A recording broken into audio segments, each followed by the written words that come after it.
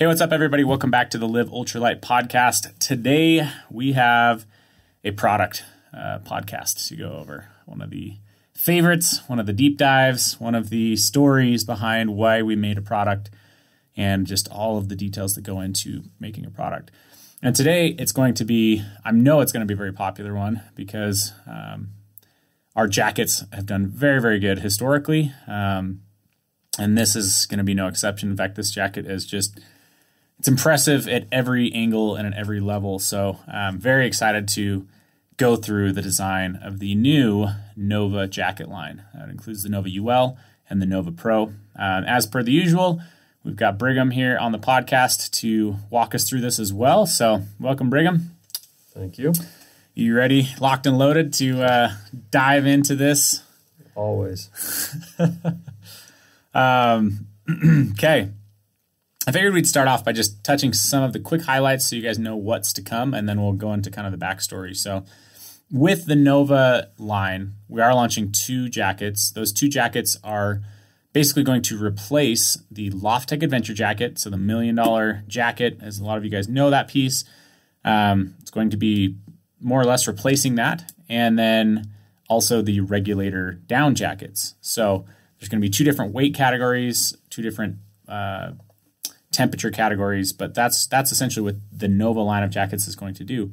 And it's pioneered by two different innovations. One we've been calling the Nova Zero Stitch fabric, and the other one is the Down LT insulation. So those are going to be big things to watch for. Both of those have a lot of innovation that went into them, have a lot of performance benefits, and so stick around to hear what those are and how they work and what they're going to do for you when you're wearing this piece. So with that, I guess I wanted to back up to some of the backstory, specifically with the Loftec Adventure jacket and all the success that we have had with that piece.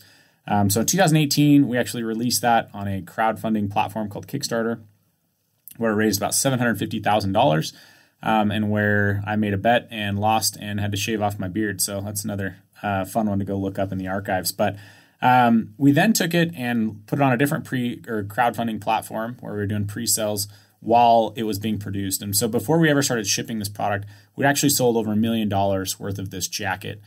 And the primary reason, the primary selling point, you could say, even with this jacket, was the insulation, Loftec.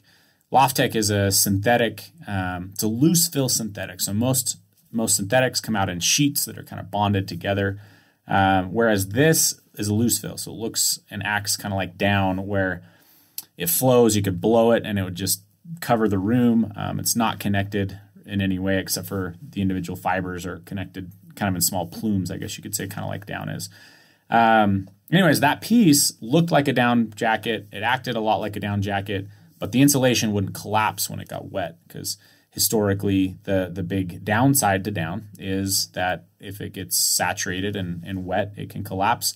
And then really the biggest problem from there is trying to get it to dry out. If it completely collapses, down is extremely difficult to dry out, especially in the field. So that piece did extraordinarily well. And a lot of that innovation, or I guess a lot of the pushing for me to develop that, came from some of my own use of down in the field and not having any faith in it, being really concerned about it collapsing and not puffing back up. And there's particularly one time that I was out in Colorado for about 7 days.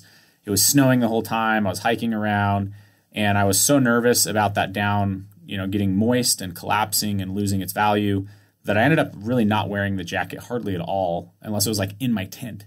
And then I came back from that because it was freezing cold, like the whole time. I actually got frostbite on my feet, but really it's just really cold out, and I just never used the jacket because of these fears I had, which we won't get into the nuances of that, but could have been the down that I had, the lack of faith in it, et cetera, et cetera. But at its core, there are concerns and fears with down insulations, and there's things to work on with that. And that's really where the success of the Loftec jacket came into play. Well, since releasing the Loftec jacket, we haven't just stopped working around here. I don't think Brigham thinks that for a second. He's always got a million things on his board. And so we've continued to develop and innovate for improvements. And that's exactly what this Nova jacket is going to be.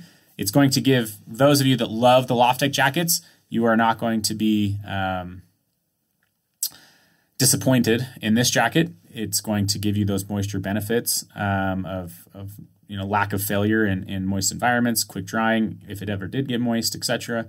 But it's going to give you a whole lot more than that. So that's the backstory of where this piece is coming. And we've been working on this piece for a handful of years, and it's a lot of fun to finally be able to start sharing the details. So with that introduction, did I miss anything there, Brigham, or are we ready to dive straight into the first R&D sides of this piece, I guess? I don't know. I think that sets the stage pretty well. Okay. So to be honest, when we started development of this jacket, it was we knew that we didn't want to just move away from Loftec by any means, because it really solved such a good problem, and a lot of people were responding to that message. They clearly understood it, wanted it. And then there's feature sets too that we'll get into that people liked about those jackets, things like pit zips and stuff. So that was like I would say like a design parameter as we started to look at some of these, is we couldn't just delete the Loftec jacket, right? We had to solve the same concern as we developed a new jacket and make sure that people still had that faith in that. But we wanted some of the things we wanted to improve upon, I would say, when we set out on this, was we wanted it to be a higher fill power piece if possible, right? Because that's one of the tough parts about working with something like a synthetic is down is just a truly unique substance, and it just has not yet been duplicated by man in any way, shape, or form as far as the amount of warmth for weight, and just the overall durability, compressibility, all these things that down really offers in that type of category has not yet been duplicated. So when we're working with Loftec, it's kind of limiting as far as how far we could push that fill power. So if we wanted to make a jacket that was lighter, warmer, but still offered those benefits, that was really the question at hand as we started to get into this. So I guess what side of the development do you want to tackle first? Do you want to go straight at the down LT side? Well, I would maybe I'd frame it a little bit to just say that we wanted to make a better jacket. I'd say that was the goal. Meaning, if it wasn't going to be better than the Loftec jacket, then there's no point. Right. And there's, so we didn't want it to just be like better in one category. It had to be substantially better. So we wanted it to be warmer, lighter, more compressible, and there's, various ways of accomplishing that. So that's, kind of what kind of set it off in terms of kind of gave us the goals and the objectives to work on. And then, as far as where to begin, I mean, we could come at it from a different few angles. So let's just dive straight at the insulation. Because that's realistically, I think, where we started very first was with the concept of... Or was it the fabric? I don't know. I thought that it was Could the insulation. be either one. Yeah. Honestly. I think at least in my mind, the insulation was crunching before we started to move into some of these other things. But so let's start with that. So as we used the Loftec piece, it was incredible. But what happened over time too is we started to use Hyperdry down, and Hyperdry is a wax-based DWR coating for down, and the results from it really impressed me. So that's what we're running in like our sleeping bags, and so we had in the regulator, and maybe some of you even saw like an ad I did with the regulator where I was out in the rain and just kind of showing how well it did. But really that really, really impressed me with how well that down with that treatment could do in the rain. And so from there, it became kind of like, okay, really, really impressive. But again, we still need to make sure it can't fail. And that's where we started to think about blends and potentially blending our previous Loftec insulation with a down and seeing what might happen there. So we started doing a handful of tests on blending different proportions of down, different fill powers of down, different percentages of Loftec. And those of you that have followed us a while, you know that we had a previous hybrid insulation that was pretty much Loftec with a little bit of down. That's no longer the case with down LT. Down LT is majority down, almost all down type of insulation with just a little bit of this Loftec as we went through that process. So we went from testing, our hybrid stuff was like an 80-20, Loftec 80%, 20% down. And then we went into the R&T thinking, all right, 50-50 and these different percentages working down, because the goal would be how little Loftec can we use. So we're using almost as much down as we possibly can, but still get the benefits of what Loftec can do, which would be to keep it from failing. And essentially, as we started to test it, we were really impressed with the results we found of Loftec would hold up that down even when you were holding it underwater, compressing it underwater, soaking the water into the fabric and into the insulation, doing that over and over again.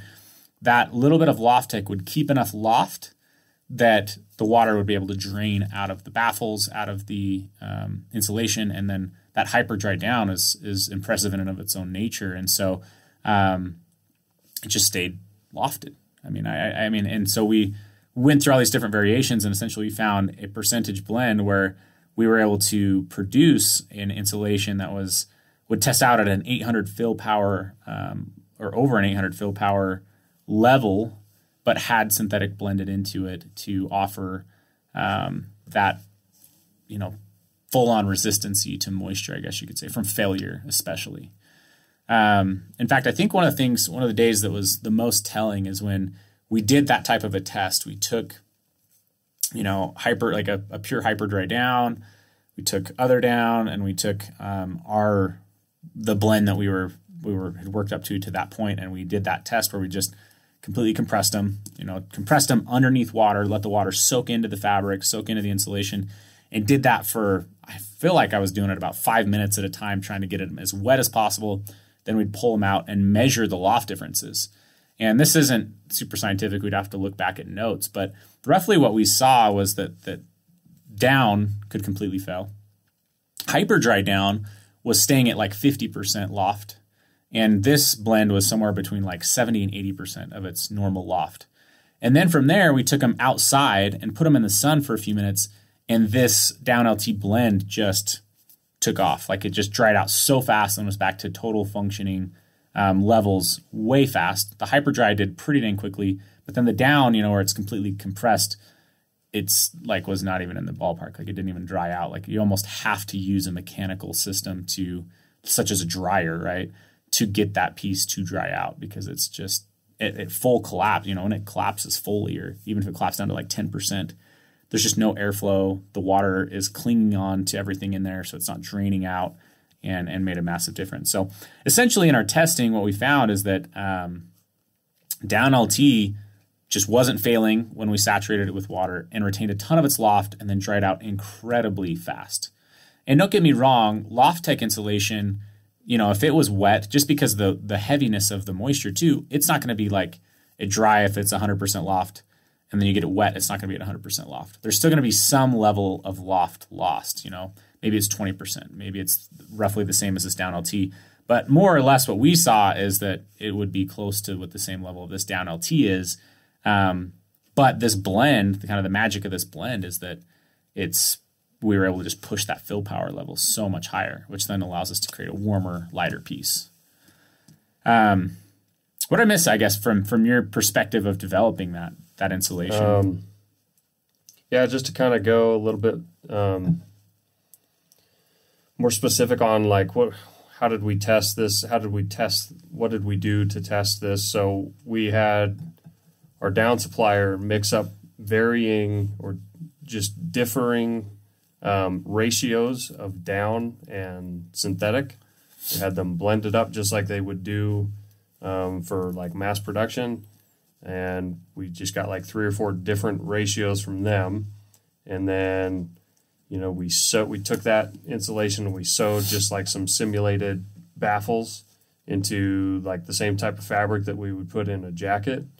And then we kind of started from there with, soaking it and smashing it and seeing what it took to get it to collapse, and then kind of just recording our observations really. And then that helped us hone in on the ratio of down to synthetic that we found that we got the most bang for our buck, really, where we, like Tayson said, we're trying to get the most down with as little synthetic as possible, with the capability of basically being infallible or impervious to, failure. So meaning that if you were to physically completely smash it, once you released the pressure, it would automatically start lofting itself up. So we found that ideal ratio, and that's where kind of down LT comes from.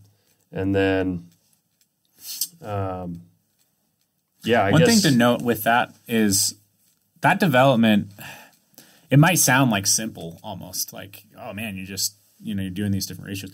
But like it was a drawn out process, and one of the main reasons why is, I don't know if there's one or more than one, but this blending takes a very special piece of equipment, right, that is only with our supplier in the USA.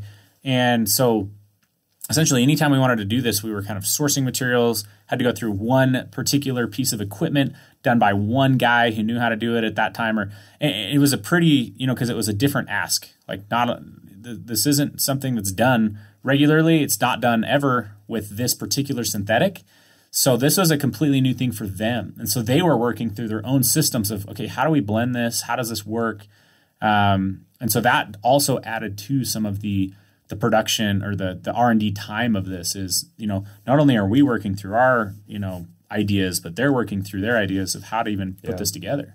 Yeah, I think that is an interesting part about the development is this. We're not just like requesting like, some SKU number of an off-the-shelf insulation. We're basically co-developing this insulation with an insulation supplier, doing something new to them and new to us, and then just communicating back and forth. And, we knew exactly what we want, and they have the ability to make it for us, even if they don't understand why, really, because as long as they have the capability to make what we want, we know what we want out of it. So, yeah, like I said, it was kind of co-developed with our supplier. And, once we nailed down that ratio, and then we had to put in a jacket.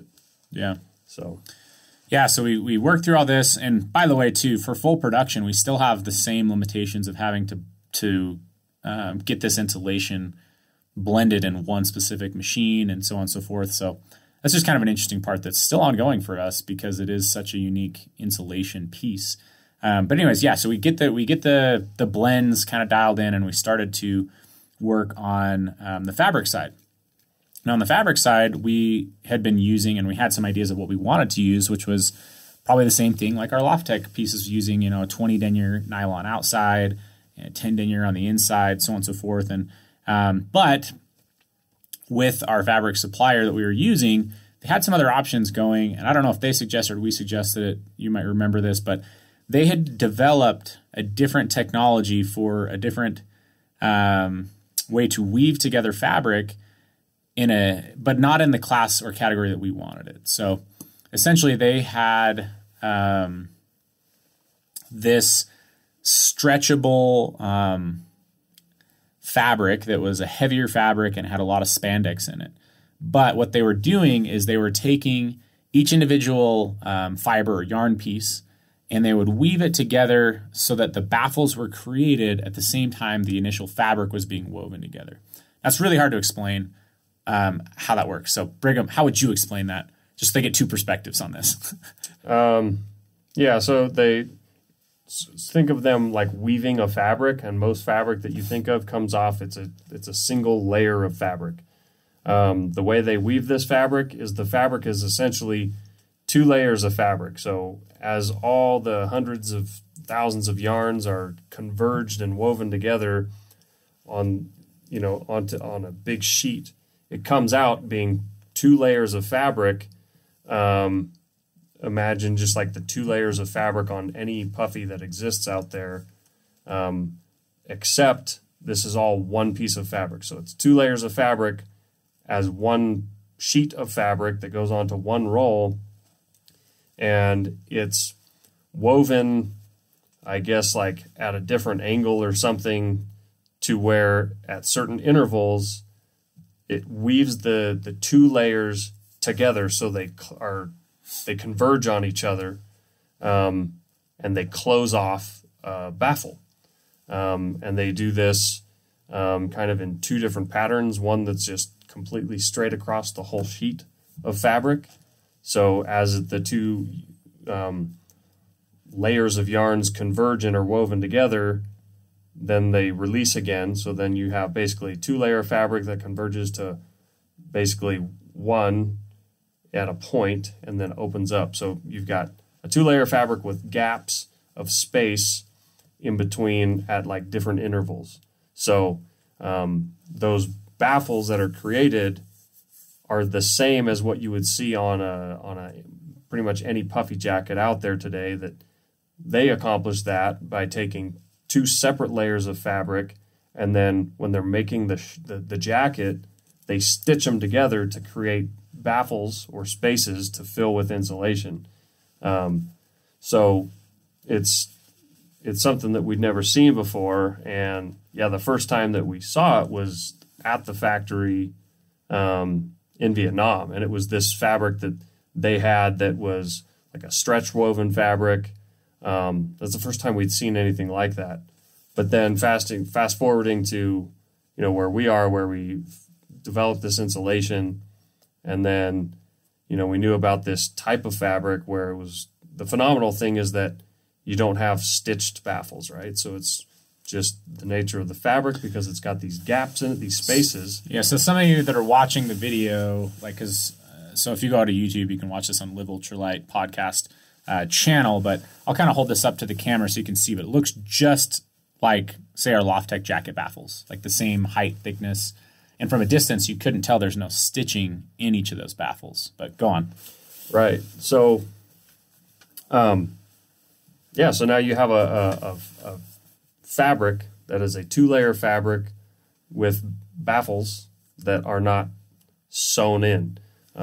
We requested you, Brigham, to do a little bit of counting, to turn into an accountant here and count some beans for us. But what did you discover? How many less stitch holes, needle holes, from not having to sew those baffles versus having them woven straight from the fabric when it's being woven? How many less holes, I'm saying that wrong, are in that jacket? Yeah, well, yeah. One day I decided I wanted to count how many stitch holes are in, it was easiest to use our own jacket. The Loftec jacket has like 12,500 some odd stitch holes in it in a size medium. And then I counted the number of stitch holes in the Nova jacket, whether it's a Pro or a UL. And there's like plus or minus 100 stitches, about 1,500 stitch holes. So, around 11,000 less stitch holes in these jackets versus, a stitched baffle puffy jacket. So, why is that important? Phenomenal. Why does it matter? So, think about what you're talking about. It's a jacket, right? It's a shirt. People generally avoid snagging their shirt or their jacket, their clothing. They generally avoid wearing holes in their jackets. Well, every puffy jacket that you buy from the store starts out with tens of thousands of holes poked in it. And granted, they're intentionally poked through there, and they've got thread sewn through it. But when you think about it starts to make sense. So less holes in your jacket is probably better, just like less holes in your pants is probably better. And just like it's a concern when you have a hole in the knee of your pants, if you think about it on a smaller scale, like less holes is better. So this is exponentially less holes in a jacket. So what that does is it totally improves the wind resistance. So every hole in the jacket is a place for wind and water to get in and for body heat and insulation to get out. So it makes a very weather-resistant jacket that ends up, just the fabric alone makes it a warmer jacket, and it makes it incredibly more durable. So if there's 12,500 stitch holes, well, there's stitches going through every one of those. There's thread going in and out of all those holes. The most common thing that snags, and we know this because we sell jackets with stitch holes, right? We have a warranty department. Like the most common thing is snagging those stitch holes, or those threads in between the stitch holes. It's very common, and so now that is basically completely eliminated. The only stitches on the jacket are where various pattern pieces or panels are sewn together, like where the arms are sewn to the body and so on and so forth. So you can't snag a stitch. Yep. Talk a little bit about like, and I don't, you probably can't quantify this, but like if you were to just think about this, every time you poke a hole in a fabric, it's compromising that fabric at some level, right? Strength or something, right? Yeah, like, for sure.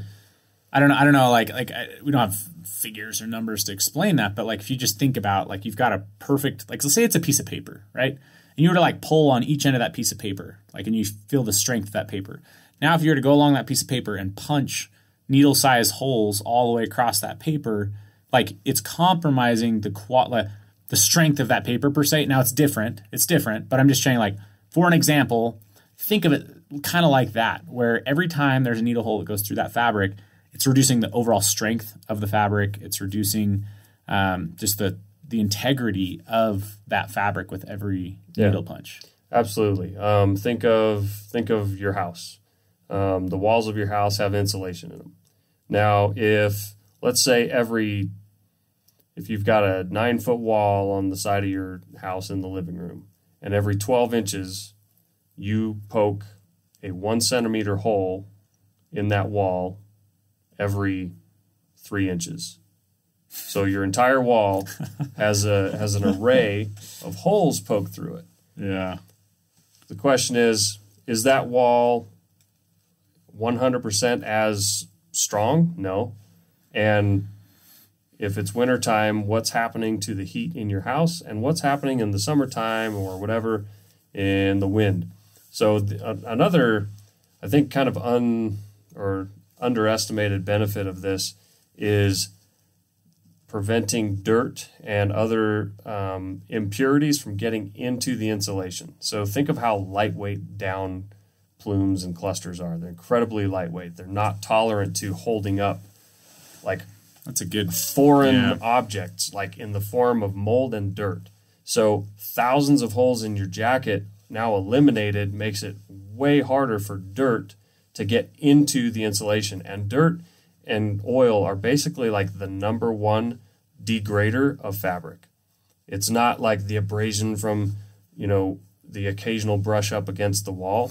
It's literally like if in a field use piece, like, right, for a backpacking thing, like dirt on fabric is it's a huge contributor to the breakdown of fabric. And same thing with insulation. This is a good topic, actually, like to get into that. So let's hold up and just dig a little bit deeper on that. What I think what you're getting at is once you get dirt in the fibers, right? Mm-hmm. All that's doing is it's just moving and grinding and, every little churning movement against all those individual yarn that make up the fabric. Mm-hmm. So I don't know, probably if you're listening to this podcast, you're probably not a big climber, but like climbers are crazy about not getting dirt in their ropes. Like they never want their ropes to hit the dirt, it seems like, and stuff like that, because that's what's going to break them down. You get dirt in there, it starts grinding and essentially tearing up at a tiny, tiny, minuscule level those yarns that make up that rope. And same thing you're saying with the fabric. Yeah. So, okay, so I really like that. I just wanted to make sure people kind of got what you were saying there, because that is a really interesting point. But also keeping that down. Keeping the down clean. Clean is a massive factor. When you're talking about high fill power downs, doesn't take a lot of pressure on that down to start to affect the loft. Yeah, so whether it's fibers of a fabric or fibers of down insulation, the accumulation of dirt and basically call it impurities or just call it dirt, it exponentially increases. So like the dirtier it gets, the faster it gets more dirty. So a nice clean piece of down, you want to prevent dirt from touching that down as much as possible. So as soon as down starts getting, or as soon as dirt starts getting in contact with the down, the more likely more dirt is gonna adhere to that down, because what it really adheres to is other dirt. So that just extends the lifetime, the usable lifetime of the down. It just makes the down more effective for a longer period of time. You want to just keep it clean. That's why we advocate washing your down product. So this fabric and insulation system really, when it comes together, it creates a jacket that is much more weather resistant, whether that's wind or water. It's warmer.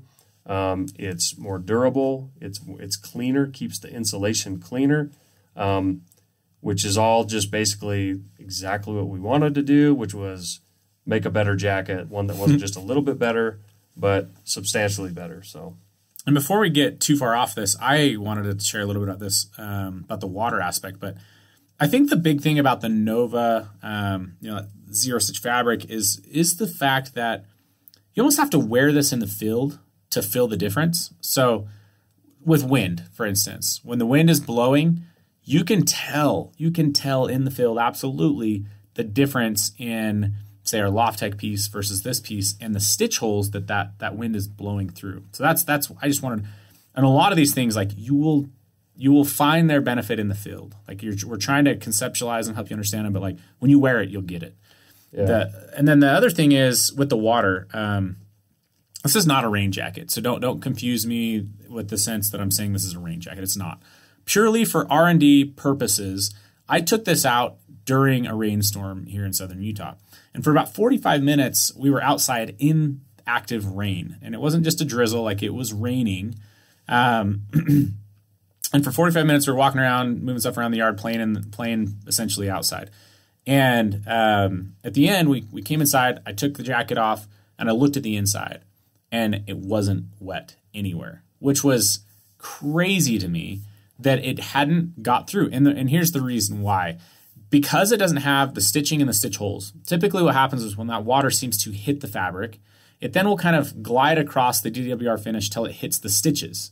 The stitches then kind of hold some of those droplets in place, and then they have that opportunity to go straight through those needle holes into the inside of the jacket, and so on and so forth, right? Because two, you're puncturing that needle hole on the inside fabric and the outside fabric. And so it opens up also opportunity at that seam to get into the down, just like you were mentioning as well. So it has incredible resistance to water and a little bit of rain or a little bit of this, a little bit of that, which is really impressive. So not only is the down not going to fail under that, but also the fabric works together with that down to make it incredibly moisture resistant, and that just impressed the heck out of me, because I've had down jackets out there, I've had Loftec jackets out there, I've had whatever, and you get wet on the inside. Even that ad, so again, you probably haven't seen this ad, but there's an ad out there for our regulator jacket where I was walking around a neighborhood for like 30 or 40 minutes, and then at the end I filmed an ad. And even though the loft of the down was lofty, I mean, it still looked really lofty in that scenario, I was wet underneath. Yeah. I was very wet underneath because it was coming through those seams. Yeah. And that's a huge benefit of this fabric. Again, it's like one of those things where it's like, it's hard to explain all the benefits you get out of this fabric until you just use the fabric. Yeah. I mean, really, I think seeing it, holding it in your hands, and then using it, it really kind of just explains itself. But then also just when you just think about it, and think about other things that you commonly use in life, like if you have a water balloon, you don't like poking holes in your water balloon. Like, holes in products are generally not good unless they're meant to not hold anything. Well, a jacket is supposed to hold insulation and body heat. So, it totally makes sense that in like a regulator jacket, it's got thousands of holes poked through it. So like, it only makes sense that water can literally just go through a hole. Mm-hmm.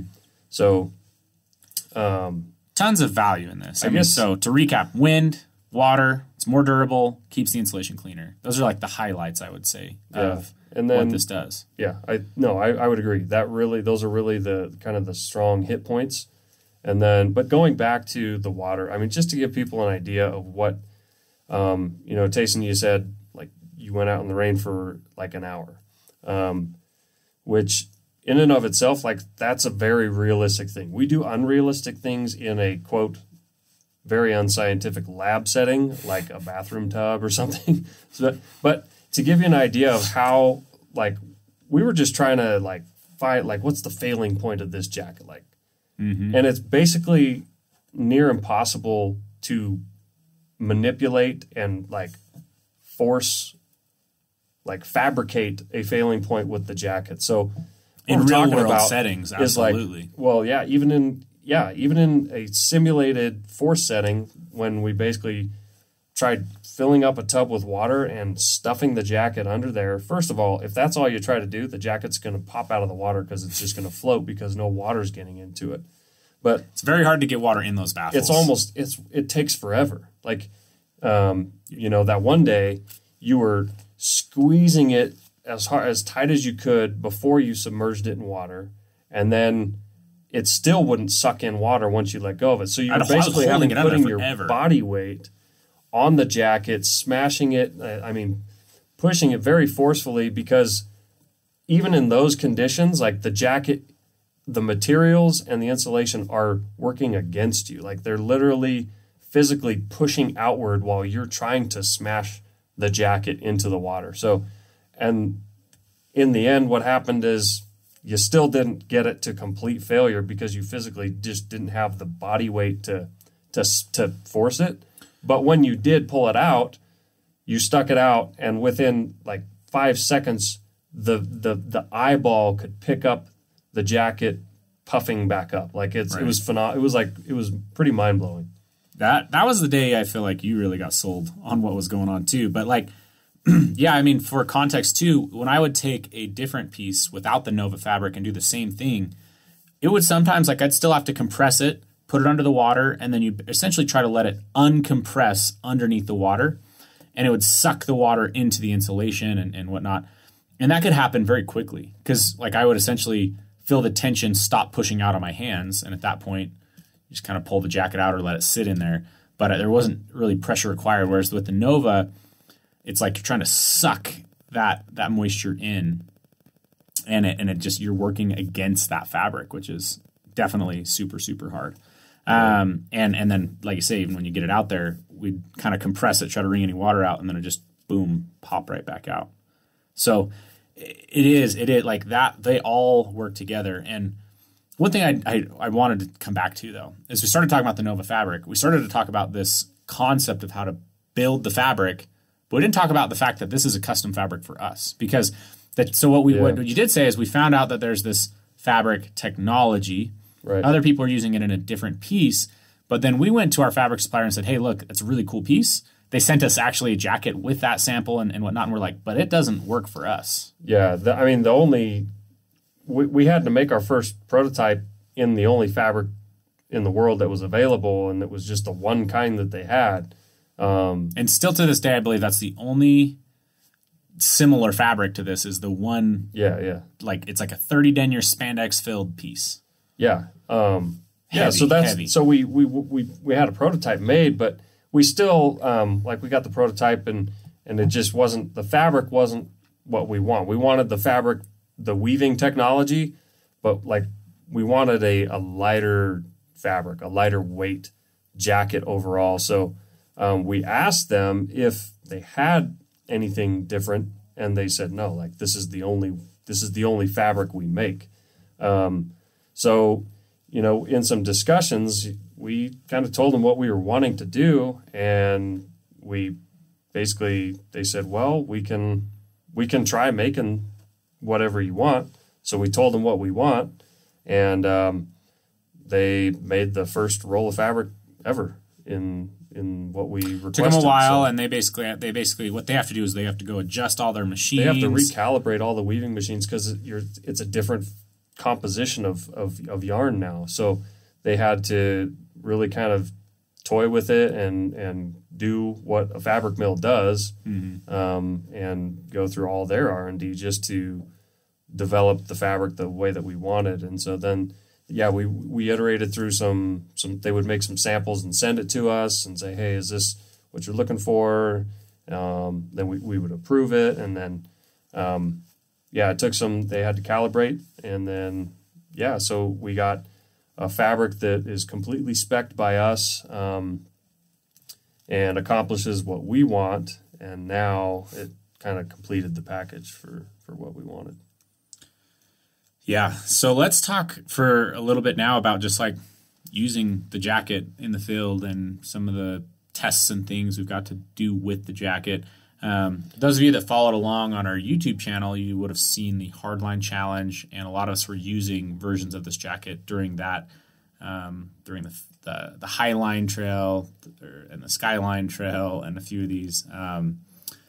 But you said, yeah. Well, probably before we do that, we haven't really covered that there's 2 different jackets. Okay. That they all use the same base fabric technology and the same insulation. So they're all down LT jackets. So the Nova UL and the Nova Pro, but they have a different appearance, obviously, because the baffle structure is different between the Nova UL and the Nova Pro. So yeah. I figured we hadn't covered that yet. So I mean the best way to put it is the Nova UL is the lighter jacket. UL meaning standing kind of for ultralight. Those of you that are watching, that would be this piece. And if you're not watching, imagine the Loftec Adventure jacket and like the baffle size and the look, very, very similar to that. Less stitch holes because we didn't have to put in so many baffles because it's more stable insulation. But that is like the spacing of it. And as far as the weight of it, it's actually about a 1/2 ounce lighter than our current Loftec jacket, and it's warmer. So a little bit more loft, same type of baffles, and around a 1/2 ounce lighter. Very similar in weight, though. Yeah, I mean, on my scale, it's 1.5 ounces lighter. Oh, is it? Yeah. Listen to this guy. I thought that's what you had told me. No. Yeah, it's 1.5 ounces lighter than the Loftec jacket. But like Tayson said, the Nova UL, it's what would be considered a sweater weight puffy jacket. It's got horizontal baffles, whereas the Nova Pro is a much warmer, jacket weight, winter weight puffy jacket that's got about 50% more down filling in it. And so yeah, that Nova Pro is going to be what would take the place of like our regulator piece. So if you're aware of that piece, yep. The baffles are bigger, larger, for more loft and more insulation. 50% more insulation is put into it. Talk about the I-tube configuration a little bit. Maybe why we did that and what it. I mean, it looks sweet. Like everyone that sees that jacket is just like, that's so cool. Those of you that watch our YouTube channel are like, have been asking and commenting like, what is that jacket and stuff. So it looks really cool, but like maybe talk for a second about what it is and why it's there. Yeah. So it's like they're horizontally oriented baffles that are staggered and disconnected. So let's just say each baffle section is like 1.5 inches long. Then there's like 1.5 inches gap, and then there's another baffle section, and then the row below it, they're staggered. So what it does is it creates a bigger area to fill with down. So it's more suitable for a warmer jacket because the spaces, the baffle spaces are much bigger. So you can stuff more down in it. So that made a lot of sense for us to go with the warmer jacket using this type of baffle weave. And so what it does is it holds the down in place really well for this weight and warmth class of down. And it just looks really cool. But it's the same non-stitch baffle woven together 2-layer fabric as they both use that same weaving technology. Yeah, it's really interesting. It basically gives it kind of a grid patterned type of look would be one way to kind of explain it. Yep. Where the baffles on like say the UL are like 4 centimeters on the regulator, our old down jacket were like 6 centimeters. Now you're looking at like 8 centimeter type baffles, but then offset, like they're 8 centimeters here, and then there's a baffle in the middle, and so essentially the net effect should be close to that of the regulator, but then you kind of get some side benefit of kind of where it weaves in here, which is hard to like put into words or measure the scientific benefit, but I think from use that there's some benefit as far as just less total lineage in the jacket. That I would agree with that. And one thing lineage is not a word, by the way. I think it should be. Another thing I'll point out is, what other solutions are people doing out there to like take the holes out? Well, one of them is that you'll have welded baffles. Mm-hmm. So like that's a good. We need to talk about that for sure. There will be puffy jackets out there or insulated jackets out there that want to accomplish the same thing of, they see, why are you poking holes in your jacket, right? So they'll weld them together. While that does take the holes out, there's some big cons. There's a pretty mechanical propensity or potential for eventually like that weld losing its adherence, right? So there's that. I would say there's a few others too. One, you can only weld certain fabrics. Mm-hmm. So if I'm not mistaken, and I don't quote me on this totally, just when I've looked into it in the past, most of the welded fabrics are heavier. They have to have some kind of like TPU on the inside or coating that's going to do the welding, which is then an additional coating and adds to additional weight in the piece. So that's a negative. Also, the biggest thing for me too is baffles are necessary, but you don't want excessive baffles, right? Right. And those welded baffles require this is going to sound like not very much, but they're going to require like 0.5 centimeter or more of a weld contact point. Yeah. So if you were to, that might not sound like a lot, but it really adds up to be a lot of space in a jacket. Especially so if every weld is 0.5 centimeter thick, compare that to ours, which might be like 1/10 of a centimeter, 1/20 of a centimeter, something tiny and minuscule like that. There is absolutely a warmth value that changes hands too from that. And again, especially as you add that up over the course of a whole jacket, you might be talking about like 5 inches of gap space or way more than that, honestly. Yeah. Not 5 inches. Sorry, I was thinking 5 centimeters, but let's say probably more like 10 centimeters of excessive baffle areas that are just welds. They're that welds have no insulation. And not insulation. Yep. So you might see some of these. You might ask that, and you'll figure that out. The other thing I would say too with that is you'll see with the welded pieces. There's welded pieces that are a lot of money. There's a lot of what I've been seeing lately is a lot of people that are using the welds are using it to cheapen costs. Like it's not really a performance factor. It's we can build welded jackets cheaper. It seems like. So I'm seeing a lot of them pop up in I don't know if it's been Walmart or Costco or some of these places that sell massive amounts of jackets at really good prices. I've been seeing some of these welded type jackets end up there, but there's also really high end ones as well. So you might see that must be a factor along the line somewhere is that they can pump out a lot of those for a good price too. Whereas this is, I think, a little bit more of an extensive process. But it ends up being a way more performance driven fabric too. That's a really good touch point. And now I'm totally lost on where we are with before that. We were talking about the 2 jackets. So those are the differences in the jackets. Is there any other, maybe really quickly, let's run through the features and then let's talk about trail time in these jackets. So it's going to have the same feature set as some of our other jackets, which is 2-way adjustable hood. So you can tighten it around your face. You can tighten it on the back of your head so that as you move your head around, it turns with you. It's going to have adjustment on the hem. So inside the pockets, you have cords that you can pull on to tighten the bottom of it.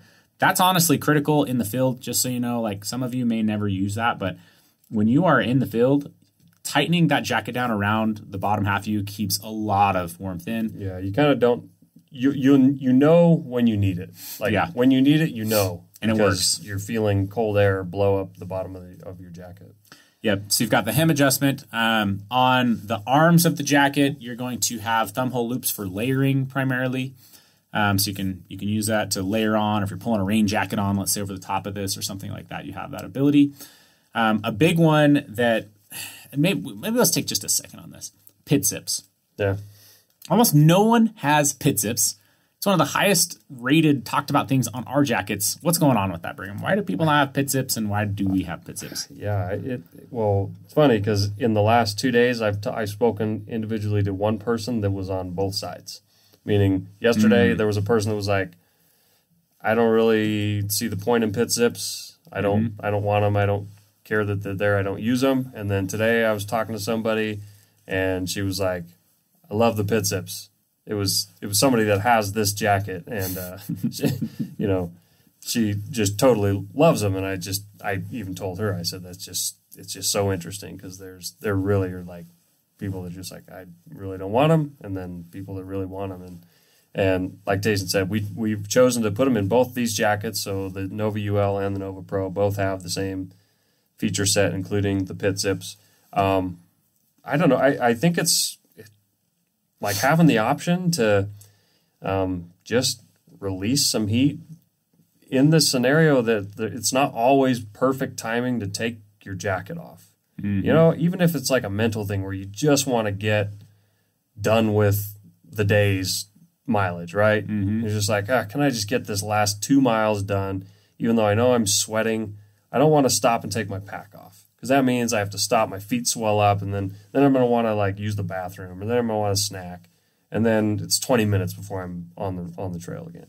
Just that kind of scenario where it's like, we choose to have it so that if you want to extend the comfort level, meaning if it could be the difference between you getting uncomfortably hot and just, okay, sweating. I'm hot, but I'm going to deal with it. I'm going to, unzip, and I'm going to unzip my pit zips, and the difference between sweating and not sweating. And yeah, that's why we chose to put them on there. Yeah. I mean, the cons are it could add a little bit of weight. It definitely adds some cost in production. Yeah. But really that's like the biggest cons. But the pros, besides like maybe an ounce penalty of weight or something like that, maybe an ounce, the pros are you can regulate, which is really important when you're talking about this warm of pieces, right? These pieces are warm. They're lofty. They're meant to be puffy, warm, insulating pieces. And so anytime you're dealing with that, the ability to regulate those temperatures makes a huge difference, because, I don't know, I just think about like driving in the car, and sometimes like if I've got a jacket on, it feels so hard to regulate the temperature. If one person's got a jacket on in the car, one person doesn't. I don't know, like it's just really hard always to pick the perfect temperature. Yeah. Us as humans seem to like to pick a perfect temperature, and the ability to use those pit zips makes a big difference. It means you can actually move in these jackets a little bit, or you can extend it, or you can, just adapt it to what you need. A big thing is to avoid sweating. You don't want to sweat inside your puffy jacket. That's not, a great thing anyways. But, if you can avoid sweating or extend the use of that piece, so on and so forth. So pit zips are something you won't find in a lot of other people's jackets. You do find them in our jackets, and we love them. We use them. I use the pit zips. I really do. So would we ever build a jacket without them? Possibly, yeah. But these jackets have them, and we've loved them ever since we launched them in the Loftec Adventure jackets. So, all right. So then I think the last feature set I'll mention is just that one of the pockets has a two-way head on it, like an inside-outside, so you can stuff it into its pocket, and you have the ability to zip it back up and basically store it that way. So yeah. And there is a drop kind of pocket now behind the pocketing, right? Which I don't think was actually there before. So you can kind of like, if you wanted to, you could drop something behind the pocket that you used to not be able to.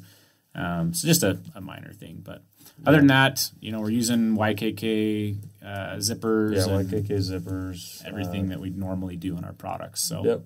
The only other thing with these jackets is the introduction of women's specific sizing and fit. We should have said that right up front. So yeah, feedback on all our female testers has been great. We've gone through a lot of different iterations of women's sizing and fit on these, and made tweaks, and we've had really good feedback. So, like with the Loftec jacket, it was generally unisex, maybe based off a man's build, but there's a men's fit and a women's fit. So for both the Nova UL and the Nova Pro. Yeah, it's big. It'll really help a lot of, if you look at a lot of the feedback that we've got, there's a lot of women that buy the jacket and have asked for it. So it's time, and it's a good time to do it with a brand new jacket. As far as colorways, there's going to be, see if I can name them all off the top of my head. In the UL, there's going to be the blue that's here on the table. There's going to be a green version of it. Olive. Like olive, yes. And then a dark gray, so darker than our previous one. Yeah. And then In the Pro model, we have black. We have a smoked color, which is kind of a lighter gray. It's a cool looking jacket for sure. It's like a lighter gray color. Like a cement. Yeah. Lighter gray cement color called smoke. We're calling it smoke. And the third option is blue? Yep. Blue. So same blue I think is in the UL. So some minor differences there. But yeah, I think that they're all going to be they all look really, really good and sharp. So, okay. I think we've got that out of the way. Let's just kind of wrap this whole podcast up with just maybe talking about some field time, some of our uses, some of our takeaways. So, yeah, I don't know, Brigham, what comes to mind when you think about just different trips, maybe highlights, lowlights, whether that be like on the Highline Trail or other trips that you've taken? I don't know. Like I don't know. I guess for one, I'm thinking about the Highline. Like it was just such a moist trail. Well, and it's like very recent too. Mm-hmm. I mean, like we started really wearing these prototypes last winter. But in terms of, in recent memory, I think some of the more telling trips as well would have been some of our summer trips, like kind of more, probably two of our more noteworthy trips. Like one of them is the Highline Trail, and like we got a day or a day and a half of nice weather, and then the rest was very wet and cold.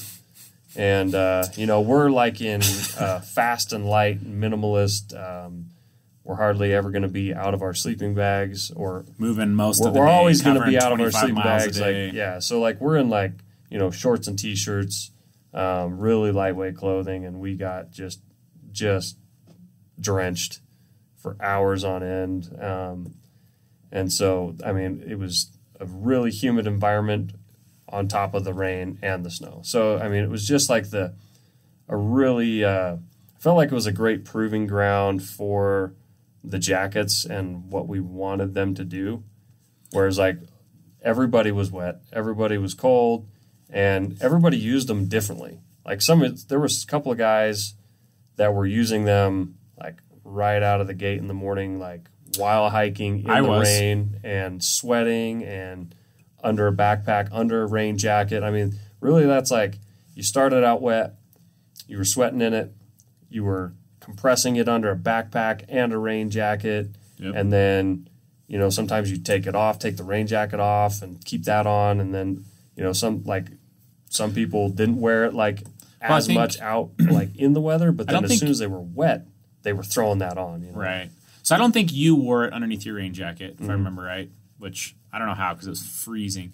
But for sure, me and Tyler were wearing it starting off the day underneath our rain jackets. And do you remember if Derek had one or did he have a Ventus? I think he may have only taken a Ventus. Yeah, because he never took his Ventus off the whole day. I remember that. Yeah. But me and Tyler started off the day with our Novas underneath rain jackets soaking wet, right? Because we went to bed getting rained on. We woke up the next day getting basically sleeted on. So it's rain, but it's turning to snow, and everything is wet. So me and Tyler have our Nova UL jackets on and then rain jackets on, and we start hiking. And we hiked I'm not sure exactly when he took his off, but I hiked the better part of the first part of that day. I think I might have taken it off around lunchtime or just before lunchtime with the Nova UL underneath a rain jacket. So it's getting moist, from the humidity. It's getting moist from sweat. It's getting moist from that rain jacket. I don't know. I can't remember if it might have. I mean, I was getting used the night before and might have had some rain underneath it. Wet. Yeah, the inside of our tents were wet from our wet clothes, from breathing, condensation from breathing. Like everything around us was wet. So this piece is just getting a lot of real world, moisture in contact with it. And I will say this, two things. One, it is so nice to know in a situation like that this piece is going to work for you. Like to have that faith that like it's not going to collapse, it's not going to fail, it's going to stay lofted. And better yet, if it did get wet, let's say it did get really wet, I know it does not take very much body heat or sunshine to completely dry that piece back out. Because let's say it gets compromised from 100% loft to 80% loft, to regain that 20% loft that you lost just doesn't take that much time or heat or sunlight, right? So there's a ton of just of faith in it. And then honestly, throughout the whole trail, I cannot remember, like especially that day where it was just raining, we started hiking in it, pulled it out at night. I don't remember even thinking, looking at the jacket, putting it on, that it was compromised in the slightest. It really just didn't appear that way, didn't feel that way at all. And I didn't put it in the sun. That's what I was going to say is, yeah, like I didn't even have to. I never aired mine out like at all. Like it was either on my body or being stuffed in a dry sack that's air impermeable. So it was just like, it was damp from being wet inside the tent and from my wet body, and I was just smashing it with damp Nova UL in a bag and then hiking for 10 hours and pulling it out. And I think that I did feel like that was a really good proof of, it was kind of like the capstone project, really, because a lot of the testing had been done, but so for anybody that isn't aware of this trip, like we got hit with a freak August winter storm where it was getting down well below freezing at night and not getting above 35 or 40 in the day, and either raining or snowing the entire time. And if your clothes and body are wet, like that is a very potentially dangerous condition. So the importance of having an insulated jacket that did its job, which was kept your body at a safe temperature. Like I like when we came off the mountain that one night, there was a day we had to kind of turn around and not go over this pass, this 12,000 foot pass because of the weather and the lightning.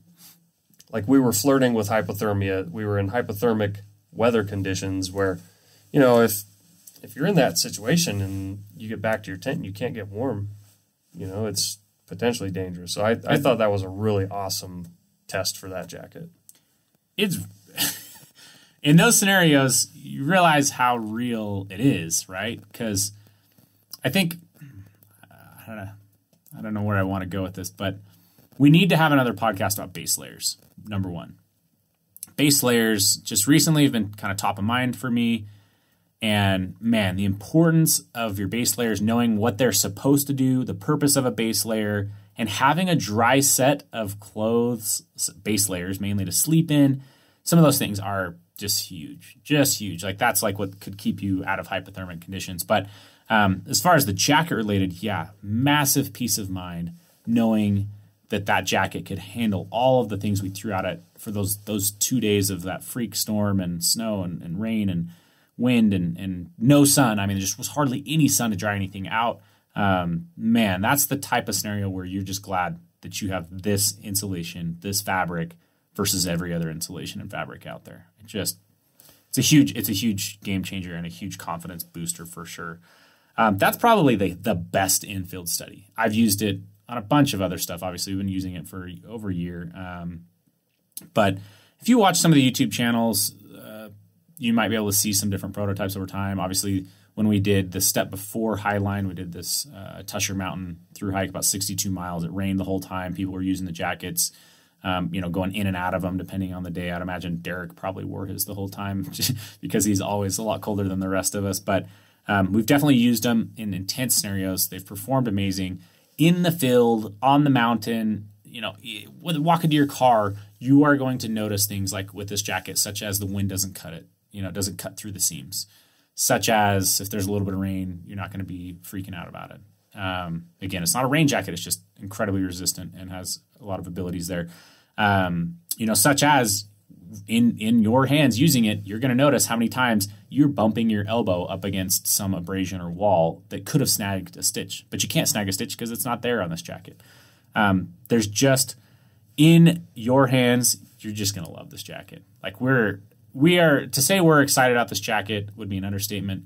It's one of the best pieces we've developed in company history, in my opinion. It should get a lot of attention. I think it will get a lot of attention. Obviously we're still a small company, so it's not like we've got big magazines and stuff in our back pocket to talk, scream from the top of the hills about the pieces, but I think there's just like our Ventus, it's getting a lot of attention right now. I think this piece is just going to build on that because it is truly an exceptional piece. And more so, just like we talked about at the very beginning, Brigham, we built a better jacket. And we built it off of the backbone of an already really successful Loftec jacket, in my mind. So I'm excited. I'm very, very excited. I think you guys are going to love the Nova line of jackets. Is there anything else, I guess, that comes to mind when we're wrapping this podcast up about designing this piece? No, I think we've done a pretty thorough job of talking it through and giving a little bit of the story and the details. So yeah, we're definitely excited about it. Yeah, it's already, it's already become I would say a staple item in, most of our backpacks for our trips, for those of us that we've got do that. We've got initial samples too, and the feedback we've got on sending those out have been incredible. It's been fun. It's fun to show people the lack of the stitching. Like when Dan Becker was out here and we're showing him like there's no stitch holes there, and he's just he's scratching his eyes almost like, what? I don't see where he just couldn't understand it because it is just so unique in that aspect. But so let me ask you a couple questions maybe to help people understand which jacket to choose. Obviously Highline, what jacket did you take? I took the Nova UL. So that's a high elevation hike in August. Temperatures can swing drastically. Obviously we got snow. You took the Nova UL. If we were to go out on a trip this month into potentially snowy conditions, cold weather, obviously getting well below freezing at nighttime, which piece you taking? Let's say I'm only taking one layer, meaning Ventus. The shirt that I'm hiking in, rain jacket, and then an insulated piece. I would take the Pro. Yeah. You're talking about a 2 ounce difference, roughly? Yeah, 2.5 ounce difference, maybe. 2 to 2.5 ounce difference to go from the UL to the Pro. And then a roughly, probably not super scientific in this, 50% increase in warmth. Mm-hmm. For most of my hiking, I've been taking the UL. However, if I know I'm going to be hanging out around camp a little bit more or I've got colder conditions, it's typically when I'm going to switch to the Pro. Say you're even like a fisherman, you're fishing and you're just kind of standing, you're not moving a ton. The Pro is something you'd want to look at for conditions like that just because you're not moving all the time, et cetera, et cetera. But both are really good pieces. There's just a difference in the warmth category, so you can look at that yourself. Now, we're going to ask this. What's the temperature rating of the jackets, Brigham? Maybe as I'm saying this, I'll think of that. But when we did the Virgin River Rim Trail, that was in mid-October-ish. But it was kind of a cold front. 9 to 10,000 feet. We were at 9 to 10,000 feet. The high didn't get above 40, and the low was probably in the upper 20s. And I took the Nova Pro on that one. Mm-hmm. There was some potential for rain, but yeah, that's what I took was the Nova Pro. And we weren't logging quite as many miles. It was a very low intensity hike. So I think that plays a factor for sure. So yeah, activity level and the weather, those are kind of what you want to pay attention to. Are you on the trail all day and then you're straight to your tent?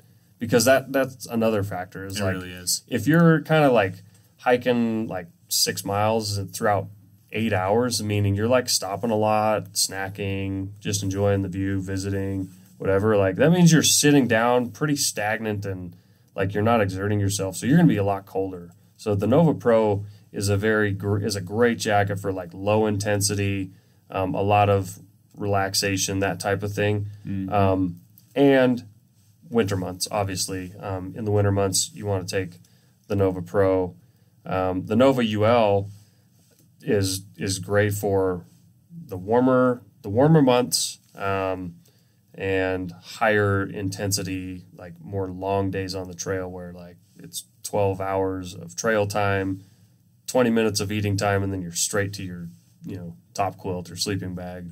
Yep. So, yeah. I would throw in this last thing, which is in the winter months, for those of you that are really using these for like urban use, you go from your house to your car, from your car to the office, and repeat. A lot of times people enjoy the Pro, just because it's warmer and you're just going from like warm house to super cold to warm office and repeat. And then once you're getting in the office, you're pulling it off, right? So sometimes that's like last year in different years, like I'll start using the regulator just because it's like I'm literally only out there for like 20 minutes or less from here to here, and I'm not exerting myself. I'm just sitting, and that's where sometimes the warmer jackets play in. So, okay, one last thing. So a couple last things. One, this is not, like these don't compete with the Ventuses. Just like that's a hot topic right now. We're selling a lot of Ventuses. People are getting their Ventuses. The Ventuses are a totally different piece. You can look up the marketing on them and stuff like that. They're designed different. They're meant for different pieces, but they work extremely well in layering together. So, you know, a Ventus and then this on the top of it, you know, Ventus is something you're going to move around in more so than this piece, et cetera, et cetera. But just realize these are layering systems. They're not competing. So be aware of that.